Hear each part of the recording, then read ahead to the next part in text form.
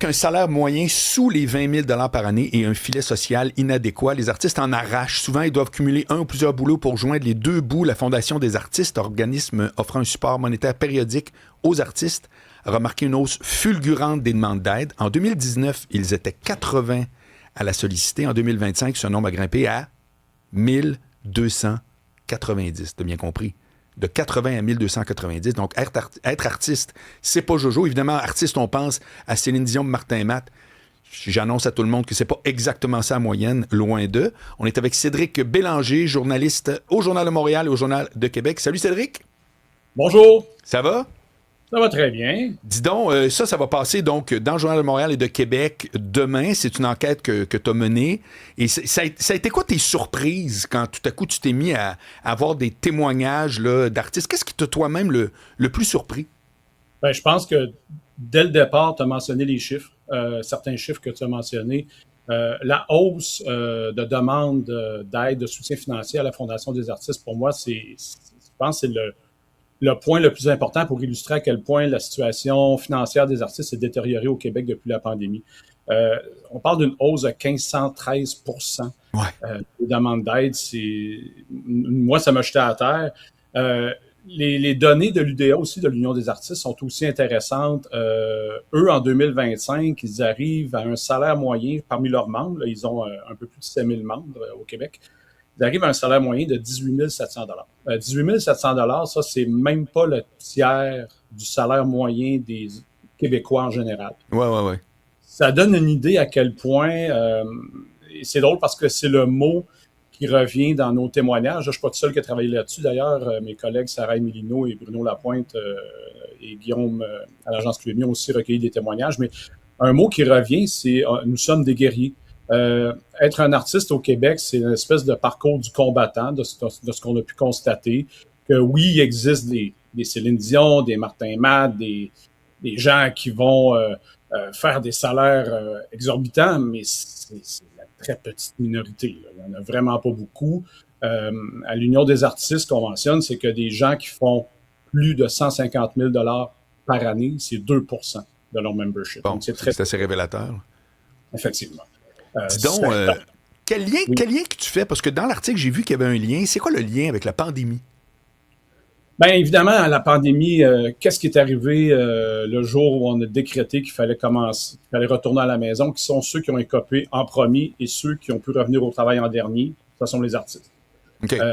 On a eu, d'ailleurs, à l'époque, on a beaucoup, moi je me souviens, à chaque semaine, on publiait des articles ou des reportages, on annonçait une nouvelle fermeture, un festival qui était annulé, des salles de spectacle qui étaient fermées. Ouais. On tombait, je me rappelle plus les codes de couleur par cœur, mais il y avait les zones rouge, orange, là on retombait à jaune, et là...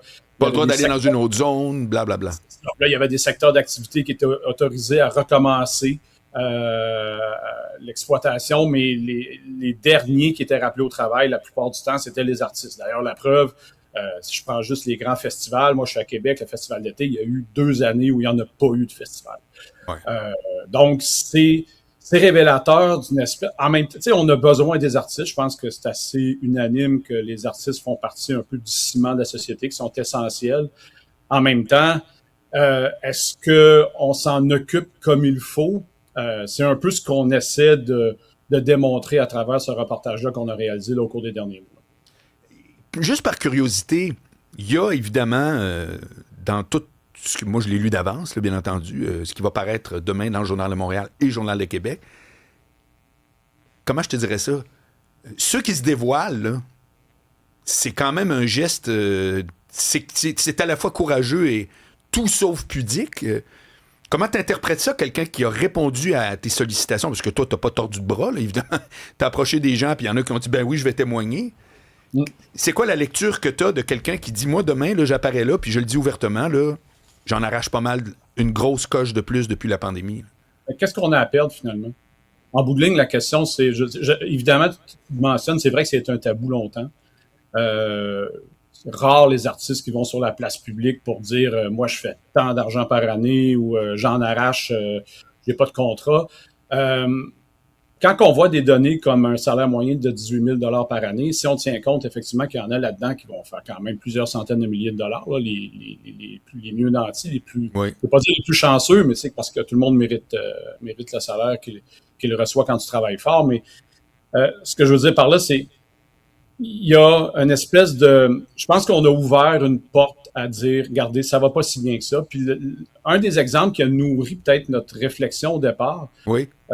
quand on a décidé de se lancer dans cette série d'entrevues, c'était un peu avant ou après le dernier gala de la disque. J'avais entendu une entrevue avec Lou-Adrienne Cassidy. Elle avait remporté, ou elle allait remporter 12 Félix.